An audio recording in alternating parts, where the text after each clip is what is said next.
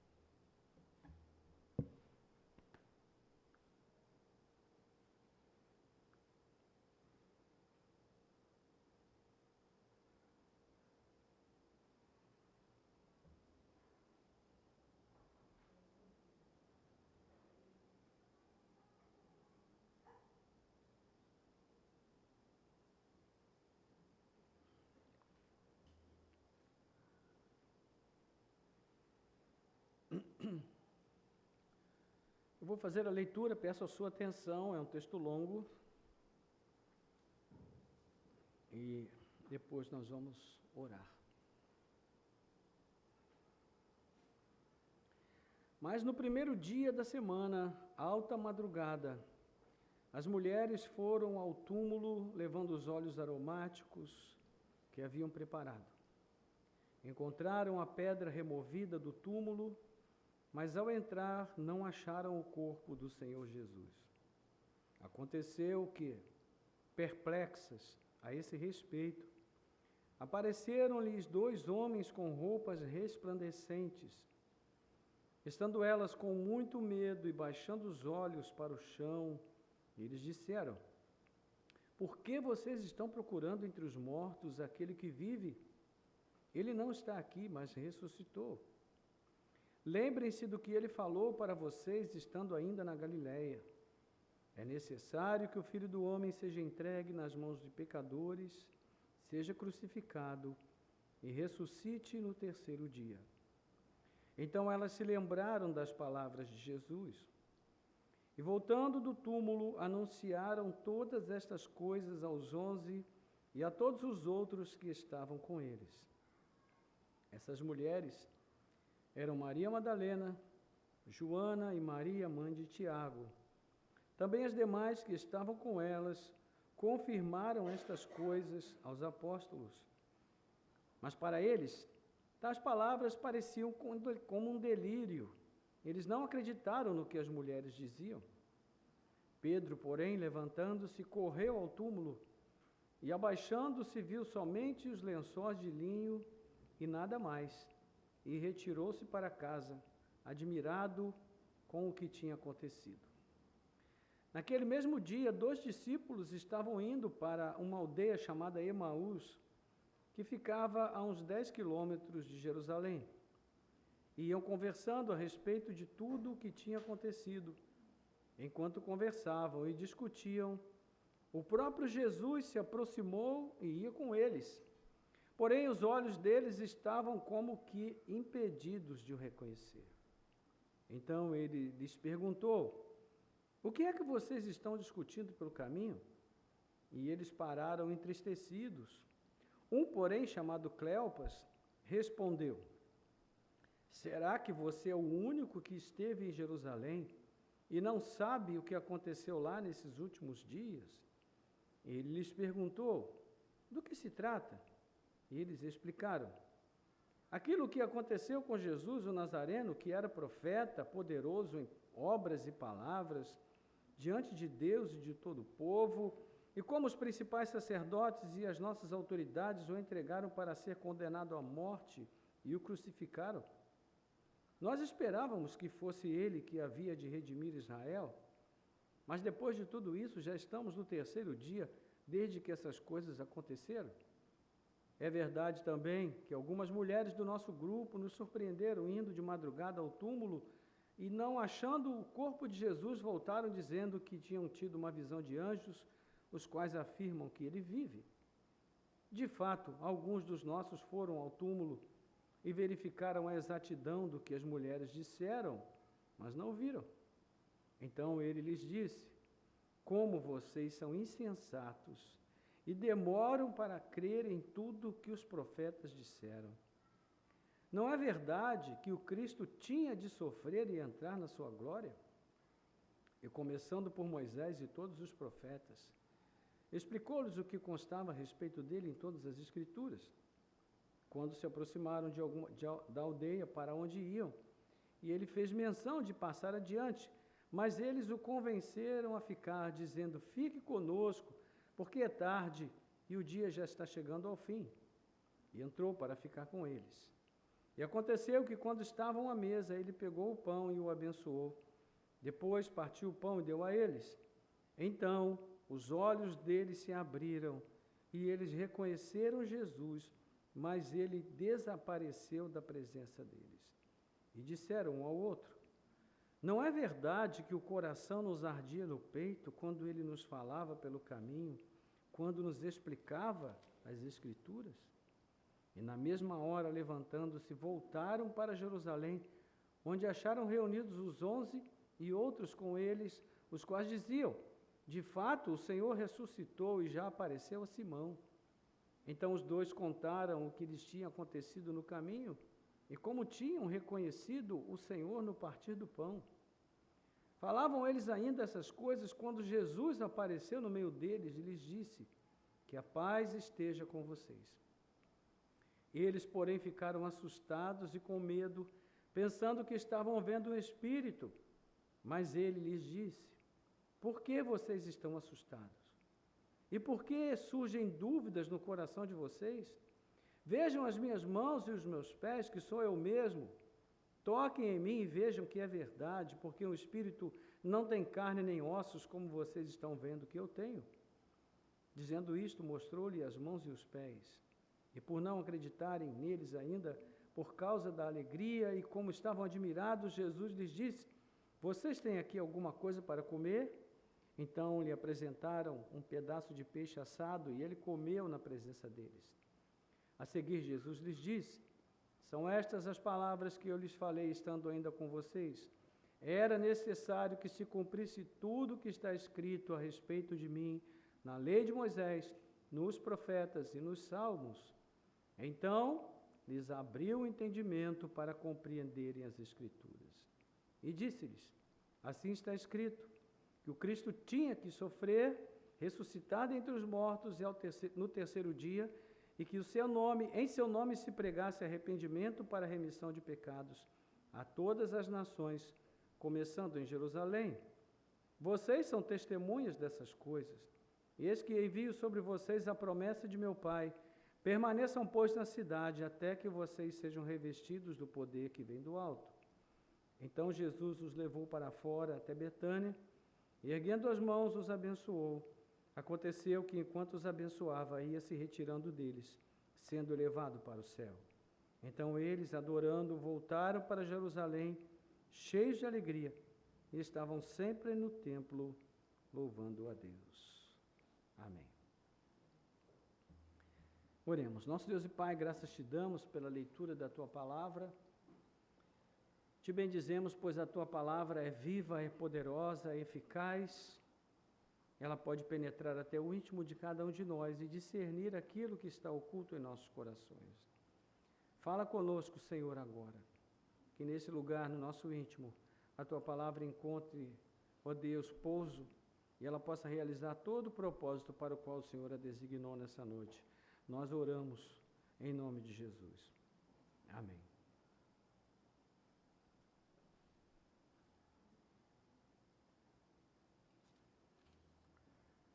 Qual a diferença entre falar sobre uma pessoa e falar dela, da pessoa?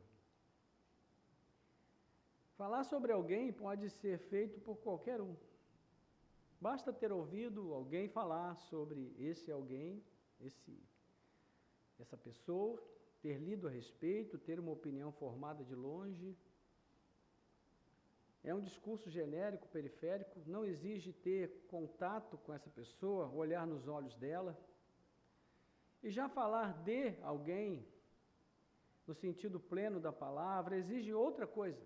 Exige um conhecimento real, proximidade, o encontro que aconteceu, É a diferença entre citar um currículo e descrever um amigo. São duas coisas muito diferentes, embora pareçam tão iguais.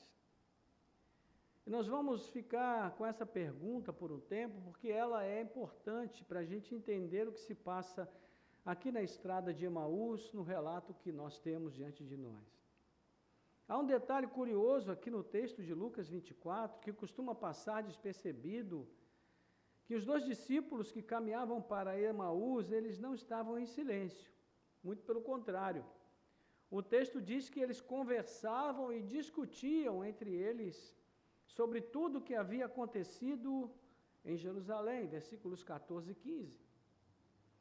Eram dois homens falando, discutindo, tentando entender os últimos 3 dias, e eles tinham um assunto, tinham conversa, tinham opinião, tinham até uma teologia, uma sobre quem Jesus deveria ter sido, mas não foi. Mas o que faltava àqueles homens? Não era o ímpeto de falar dos acontecimentos a respeito do crucificado. O que lhes faltava era conhecer o crucificado. Era conhecer quem é Jesus. Eles falavam sobre Jesus. Quando Jesus estava ali, andando ao lado deles, eles não conseguiram identificá-lo. Eles não o sabiam. Eles não tinham um conhecimento de Jesus o suficiente para identificá-lo, embora ele estivesse ali andando tão perto deles. E essa distinção, irmãos, é o coração da nossa mensagem, porque talvez o problema da igreja hoje não seja, em primeiro lugar, que ela parou de falar de Jesus. A igreja ainda fala. Ela fala nos cultos, nos hinos, nas redes sociais, nos livros, nos podcasts. A pergunta que o texto nos obriga a fazer é uma pergunta mais desconfortável. Essa fala de Jesus, ela nasce de um reconhecimento de quem verdadeiramente é Jesus, ou é apenas uma fala a respeito dele? E há um detalhe crucial aqui, irmãos, é que é exatamente reconhecendo verdadeiramente quem é Cristo que o coração, o nosso coração aprende a arder com a sua presença. E é o coração ardendo que produz um testemunho que ninguém consegue calar. Um testemunho relevante, coerente, consistente, um testemunho transformador, porque nasce do conhecimento de uma pessoa, a pessoa de Jesus. Então, já não se fala apenas sobre Jesus, mas a partir de Jesus. A partir do que ele fala. E nós vamos seguir essa jornada como quem caminha ao lado dos 2 discípulos aqui. Eles que estão desanimados e estão voltando para casa. E nós vamos ver aqui que as coisas vão mudar bastante durante essa viagem. E ela tem 4 etapas. A primeira fala do testemunho dado, mas não recebido. Eu não sei se você percebeu, mas tudo aqui nesse texto fala sobre testemunho dado e não recebido. Não é? As mulheres vão ao túmulo, chegam lá, não encontram Jesus, elas vão contar para os discípulos não acreditam. Não recebem o testemunho. Jesus se aproxima dos discípulos e eles não conseguem identificá-lo. Testemunho é dado, mas não é recebido.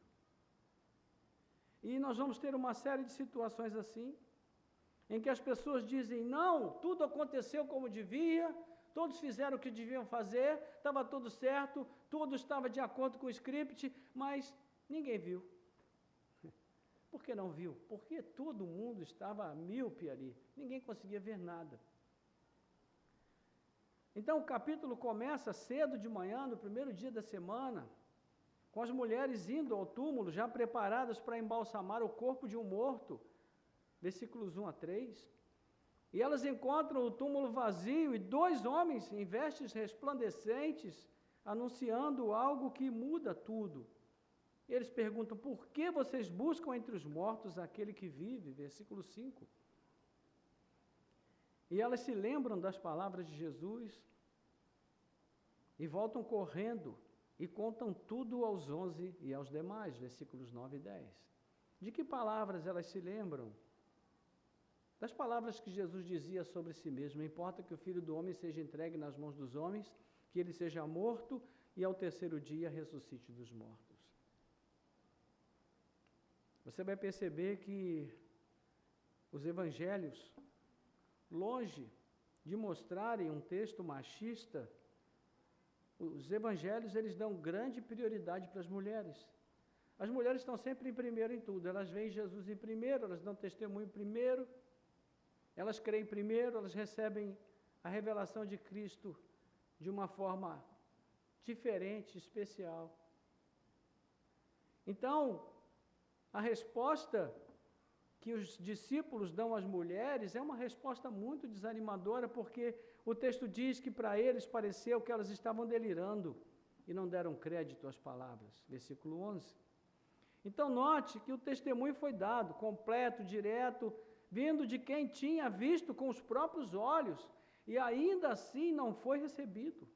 E esse é o pano de fundo que precisa ficar na nossa mente antes de seguirmos com os dois discípulos aqui, porque o que acontece com eles não é incidente isolado, é a mesma dinâmica que vai se repetindo vez após vez. E quando Jesus se aproxima e caminha com eles, versículo 15, o texto diz que, já nos avisando, que se trata de uma cegueira, de uma miopia. O texto diz no verso 16 que os seus olhos estavam impedidos de o reconhecerem. Olhos fechados. Não por acaso, mas porque assim está escrito desde o início do episódio. Jesus pergunta do que estão conversando e eles param tristes, versículo 17. Um deles, chamado Cleopas, praticamente repreende Jesus, dizendo: você não sabe nada. Você é o único estrangeiro por aqui que está por fora dos acontecimentos. Ou seja, a única pessoa que estava por dentro dos acontecimentos, ele disse que estava por fora.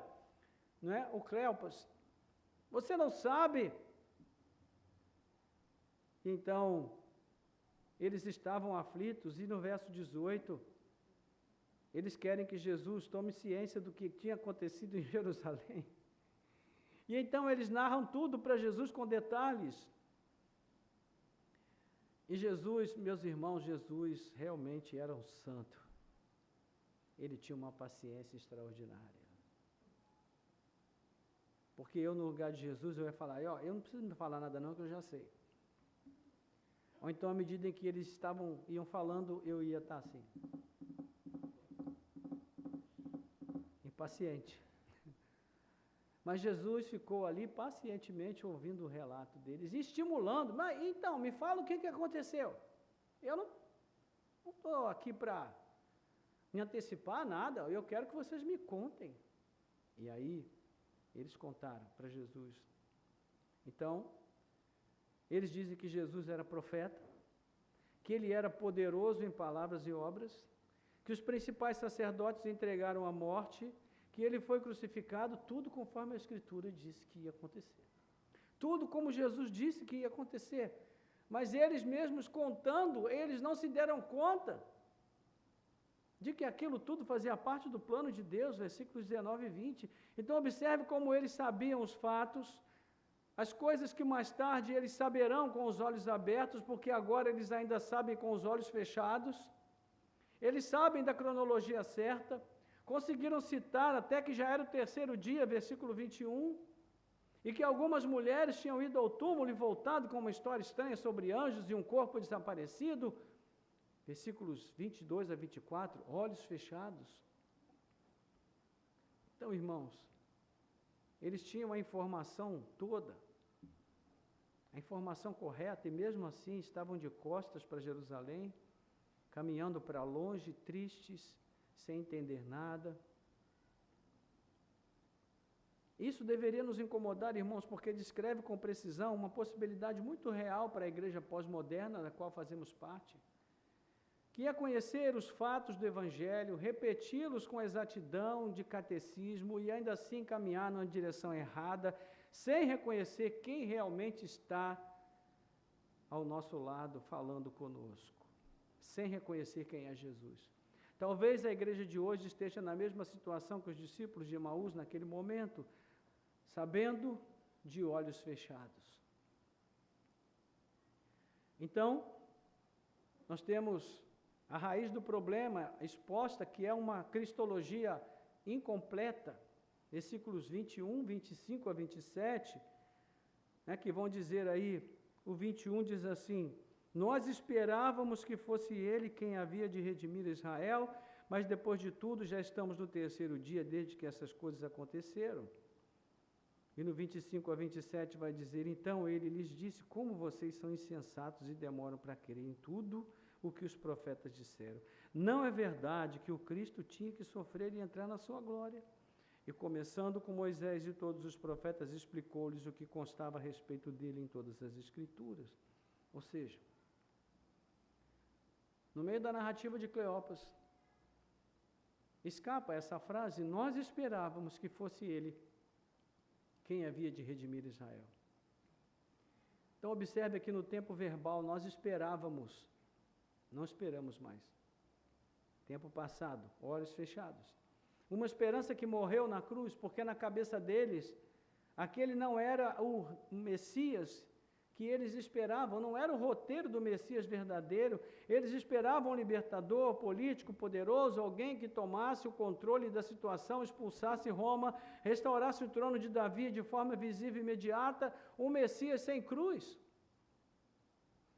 E é exatamente aqui que Jesus os repreende, não pela tristeza, não pela dúvida, mas pela lentidão em crer o que os profetas já haviam dito. Ó nécios, tardios de coração para creres em tudo que os profetas disseram. Porventura não convinha que o Cristo padecesse essas coisas e entrasse na sua glória? O problema, irmãos, nunca foi a falta de informação. Foi uma ideia errada de quem o Messias tinha que ser. E Jesus não resolve isso com uma prova visual imediata, nem com um milagre extraordinário de poder, de efeito poderoso. O que ele faz? Ele abre as Escrituras. E começando por Moisés e todos os profetas, ele explica o que dele constava em todas elas, versículo 27. Mostrando que de Gênesis a Apocalipse, toda a escritura bíblica é escritura cristã, porque fala de Cristo, dá testemunho de Cristo. E essa é talvez a frase mais importante do capítulo inteiro, porque ela nos diz onde está a cura para a cegueira, para abrir os olhos. Não é em uma experiência emocional isolada, mas no reencontro com o Cristo que as Escrituras já anunciavam. O Cristo sofredor antes de glorioso, o Cristo crucificado antes de ressuscitado, o Cristo humilde, o Cristo despossuído de bens, de riquezas, um homem simples, um homem do povo. E aqui mora o convite à igreja de hoje. Quando perdemos de vista esse Cristo específico, irmãos, o Cristo crucificado e ressuscitado segundo as Escrituras, nós o substituímos por versões mais convenientes para nós. O Cristo da solução imediata para os nossos problemas imediatos. O Jesus político, que nos manda marchar na cidade e dizer que tudo é dele. O Cristo que se envolve em militância político-partidária com a sua igreja. Um Jesus que apenas serve para os nossos interesses pessoais. Então, nós ainda podemos falar bastante. Só que nós estamos falando de outro Jesus. E quanto ao Jesus verdadeiro, nós ficamos, na prática, mudos. Falamos, mas nada dizemos ao mundo que possa mudá-lo. Não é à toa, irmãos, que a cada dia que passa, as igrejas evangélicas estão mais cheias, algumas. Mas a pergunta é, o nosso país está mudando? Nós estamos conseguindo eleger candidatos evangélicos honestos, incorruptíveis, que estão mudando a face do nosso país? que estão governando para o povo, que estão ajudando o nosso país a ser melhor. A igreja está fazendo bem à nossa nação. Talvez o problema seja que nós estamos vivendo para servir ao Cristo errado. Como nós falamos do Deus errado ainda esses dias, talvez o Cristo que nós estamos anunciando não é o Cristo dos evangelhos, irmãos. Então nós vamos ter a virada. A Escritura está aberta e ela produz o reconhecimento e também produz um coração ardente nos discípulos que estão caminhando para Emaús. Nos versículos 28 a 32, nós vemos aí que quando se aproximaram da aldeia para onde iam, ele fez menção de passar adiante, mas eles o convenceram a ficar, dizendo: fique conosco, porque é tarde e o dia já está chegando ao fim. E entrou para ficar com eles. E aconteceu que quando estavam à mesa, ele pegou o pão e o abençoou, depois partiu e deu aos discípulos. Então, o que aconteceu no verso 31? Os olhos deles se abriram e eles reconheceram Jesus, mas ele desapareceu da presença deles. E o que eles disseram um para o outro, irmãos? Não é verdade que o nosso coração nos ardia no peito quando ele nos falava pelo caminho, quando nos explicava as Escrituras? Então, chegando a Emaús, os discípulos insistem para que o estrangeiro fique com eles, pois já é tarde, o dia já está no fim. E é interessante que a dinâmica aqui é a mesma dinâmica do versículo 44 e 45. A mesma dinâmica, incredulidade, cegueira, Jesus chega, explica Moisés, os profetas e os salmos, então o entendimento se abre e os discípulos lá também conseguem crer que ele é o Jesus, o Messias que havia de vir. E é a mesa, no gesto mais simples aqui, e mais repetido de todos, de tomar o pão, de abençoá-lo, de parti-lo e dá-lo aos discípulos, que os olhos deles se abrem e eles o reconhecem. Meus irmãos, duas coisas aqui. Primeiro, será que o nosso coração ainda arde quando nós ouvimos a palavra do Senhor? Será que quando Jesus fala, meus irmãos, o nosso coração ainda arde? E a segunda coisa importante, Jesus se revela plenamente a nós à medida que nós conhecemos as Escrituras e à medida que nós perseveramos no partir do pão, na comunhão. Veja, não é um evento extraordinário. É um evento que se repete várias vezes. Mas cada vez que se repete, Cristo está ali presente no meio do seu povo. Então preste atenção na ordem. Primeiro a Escritura é explicada, depois o pão é partido, só então os olhos deles são abertos e eles reconhecem Jesus. E é somente depois que Jesus desaparece de diante deles que eles se voltam um para o outro e dizem: porventura não ardia o nosso coração quando pelo caminho nos falava e quando nos abria as Escrituras? Isso é decisivo, irmãos, para a gente entender o que é e o que não é o coração ardente. O coração ardente não é buscado como uma experiência em si. Ninguém ali estava tentando sentir algo forte. Ele é percebido em retrospecto como consequência de um encontro real com o Cristo das Escrituras. O ardor não é o alvo, é o sintoma de que o reconhecimento verdadeiro aconteceu, de que os nossos olhos foram abertos. Então, esse mesmo padrão, Escritura aberta, entendimento aberto, olhos abertos, se repete adiante quando Jesus aparece aos 11. Então, lhes abriu o entendimento para compreender as Escrituras, como falamos, versículo 45. Depois de lembrar de tudo o que estava escrito a seu respeito, de novo, profetas, salmos,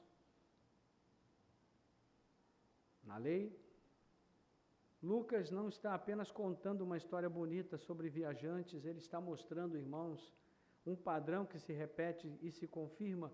O Cristo ressuscitado se dá a conhecer abrindo as Escrituras, mostrando que tudo o que ela diz a seu respeito. diz sobre ele, mas diz dele, sobretudo. Então, para a igreja hoje, isso significa que não existe atalho para reconhecimento verdadeiro de Jesus. Não é uma técnica de louvor, nem uma estratégia de comunhão, nem um discurso motivacional bem construído, não é? Não tem fumaça, não tem música emocional, é a palavra centrada no Cristo crucificado e ressuscitado, sendo aberta e compreendida. É isso que aquece o nosso coração, irmãos. Por que os corações não ardem mais? Por que apelamos para as técnicas, para a cortina de fumaça, para a música de apelo emocional exacerbado, para tentar produzir corações aquecidos e fracassamos?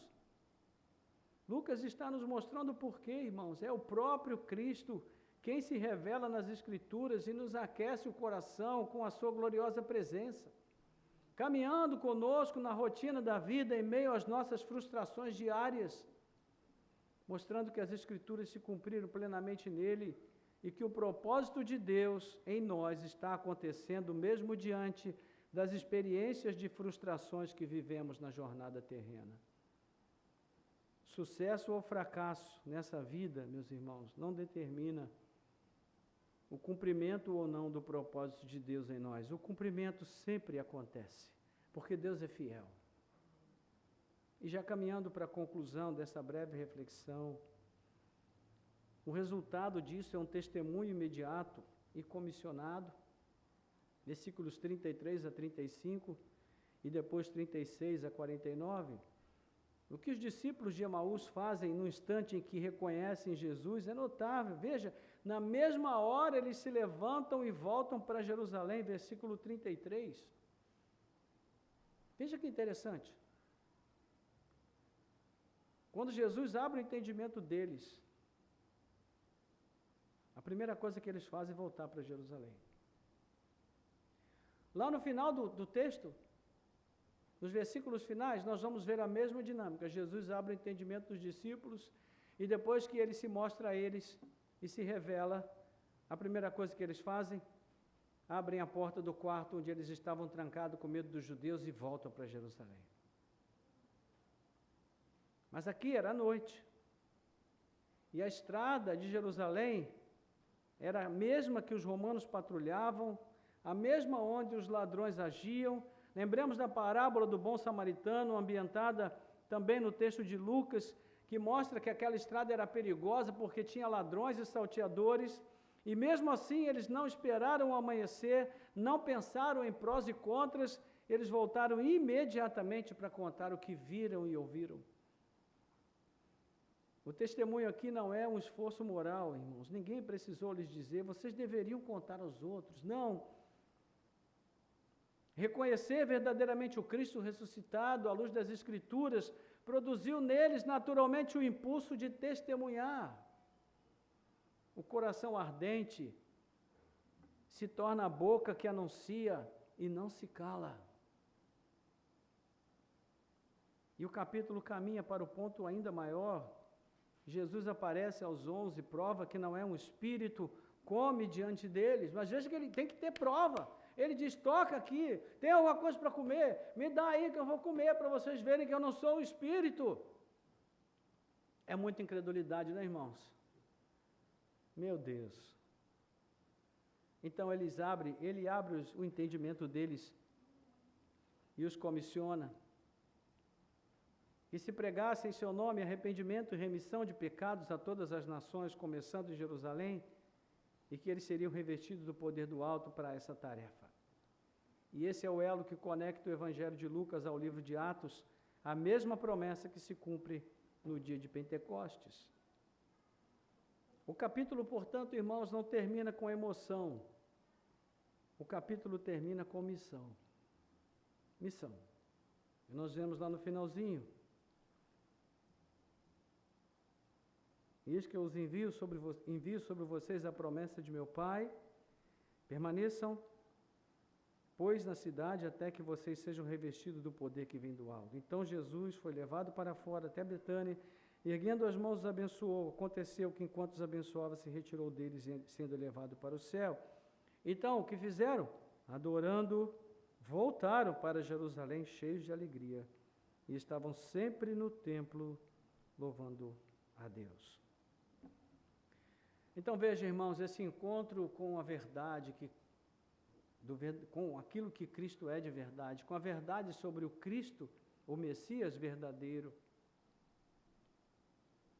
Essa experiência pessoal com Ele muda a vida da gente. Nos faz voltar para Jerusalém. Jerusalém é o lugar do testemunho. Jerusalém é o lugar do testemunho sobre Cristo, quem Ele é de verdade. E então voltamos à pergunta que abriu este pequeno esboço aqui, essa pequena mensagem. Qual é a diferença entre falar sobre Jesus e falar dele? Agora nós já podemos responder com o texto na mão.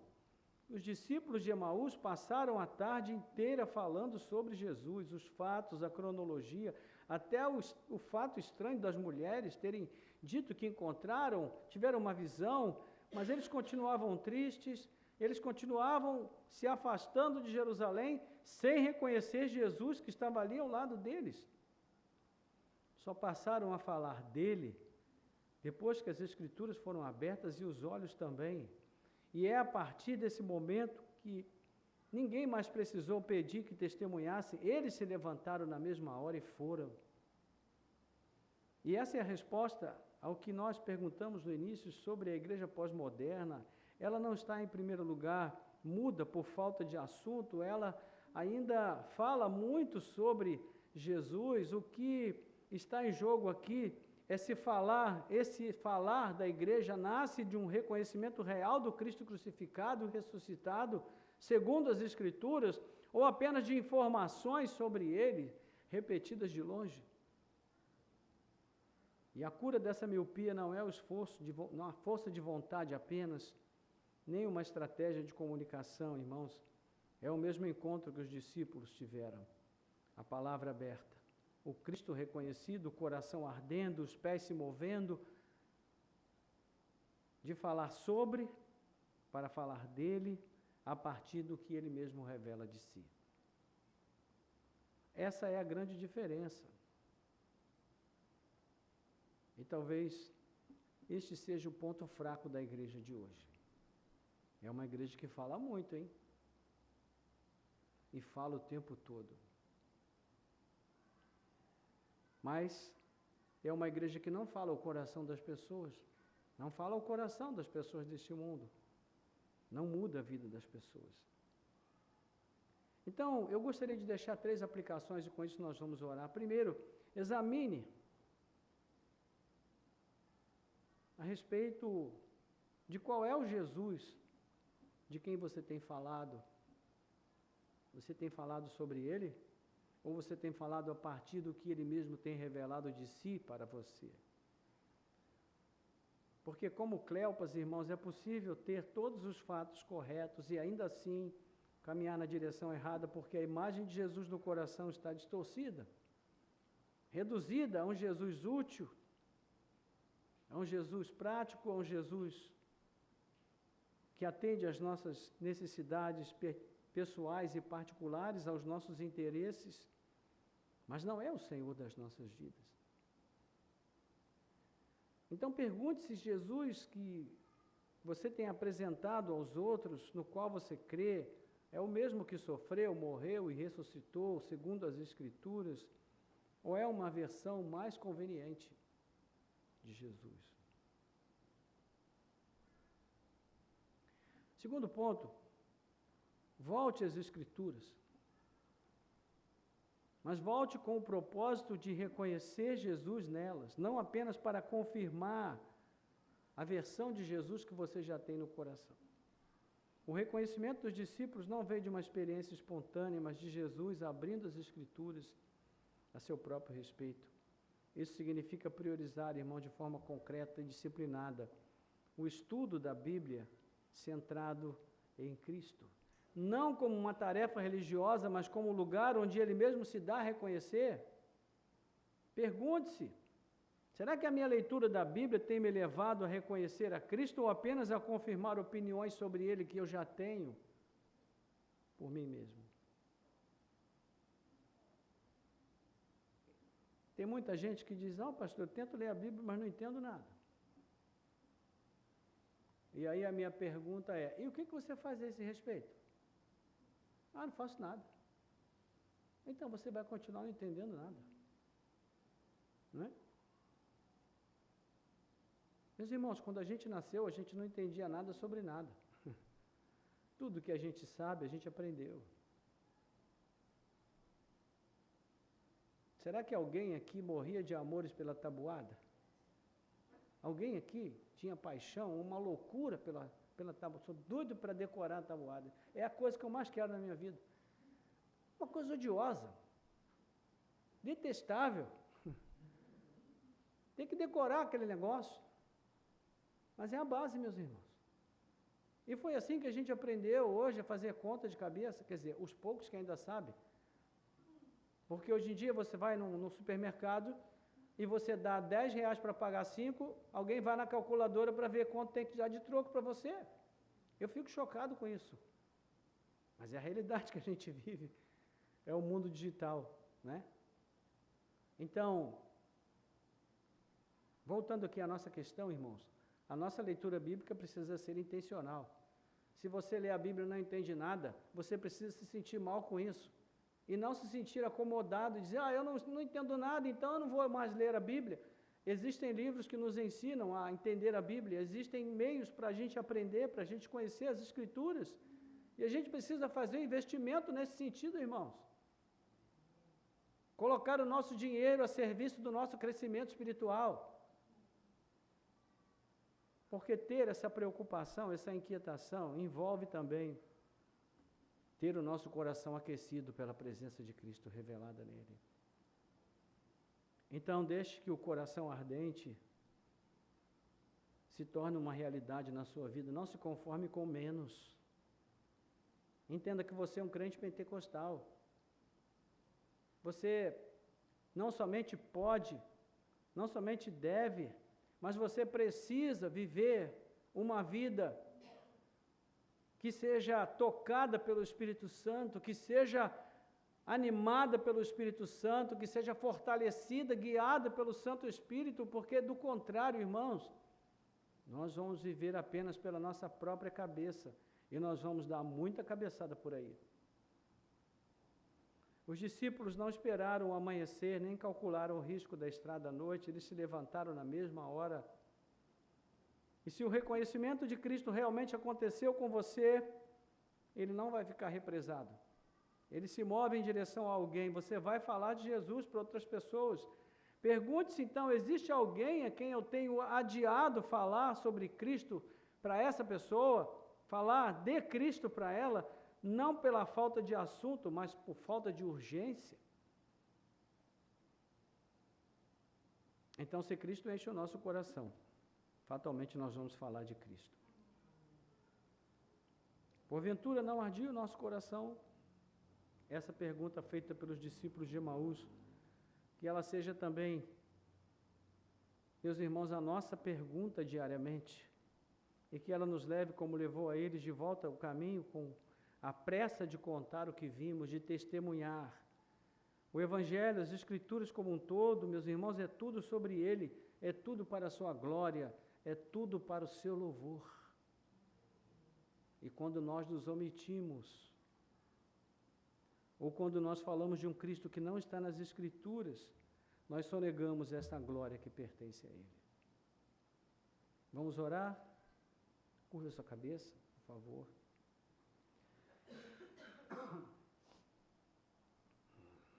Santo Deus e Pai, bendizemos o Teu nome por essa oportunidade preciosa que o Senhor tem nos dado. Obrigado pela Tua palavra, que mais uma vez tem lançado um desafio para nós. Senhor, nós te pedimos que o Senhor nessa noite venha, Senhor, promover em nossas vidas, Pai, a cada dia esse renascimento à luz da palavra revelada aos nossos corações. que o Cristo que se manifestou na vida daqueles discípulos desanimados, frustrados, tristes, abatidos, que Ele se manifeste também em nossas vidas, nos nossos momentos de frustração, de abatimento, de decepção, quando muitas vezes nós olhamos para as circunstâncias e acreditamos que o Senhor não está conosco porque as coisas não estão mudando, quando na verdade o Senhor está ali andando ao nosso lado, e nós não enxergamos porque somos míopes, porque os nossos olhos estão fechados para ver o Senhor através da revelação da Tua Palavra. Então, Senhor, abre as portas das Escrituras para nós, fala aos nossos corações a respeito de Ti mesmo, sobre o Teu caráter, a Tua identidade, o Teu ser, sobre quem Tu és, para que nós não nos enganemos, acreditando no Jesus que não está nos Evangelhos, que não está nas Escrituras, mas que existe apenas na nossa cabeça, na nossa vontade, na nossa conveniência. Ó Senhor, liberta-nos desse Cristo que não é o Cristo dos Evangelhos, e ajuda-nos a encontrar o verdadeiro Cristo, o verdadeiro Messias, que veio a este mundo para se revelar, mas ainda está encoberto a muitos, mesmo muitos que estão dentro da Tua igreja, Senhor. Ó Senhor, abre os nossos olhos, faz aquecer o nosso coração com essa revelação. Ó Senhor, vem aquecer o nosso coração, vem trazer, Senhor, este fogo aceso de volta no nosso íntimo, Senhor, que ele comece através da Tua Palavra, que todas as vezes que nós a lermos, o Teu Espírito fale conosco, o Senhor revele a si mesmo na Tua Palavra, e essa revelação traga de volta esta chama viva no nosso interior, para que nós possamos arder neste fogo do Teu Espírito, operando no nosso íntimo a cada dia, e nos levando, Senhor, à Tua vontade, aos Teus propósitos, e de volta a engajar-se na missão, a engajarmos-nos na missão do Senhor, para a qual o Senhor nos chamou e nos vocacionou. Ó Senhor, em nome de Jesus nós Te pedimos, entregando as nossas vidas agora, mais uma vez, em Tuas mãos, para que o Senhor nos use, para que o Senhor se revele, para que o Senhor se manifeste, e o Teu nome seja glorificado através do nosso testemunho, Senhor. Nós Te pedimos em nome de Jesus. Amém. Amém. Glória a Deus.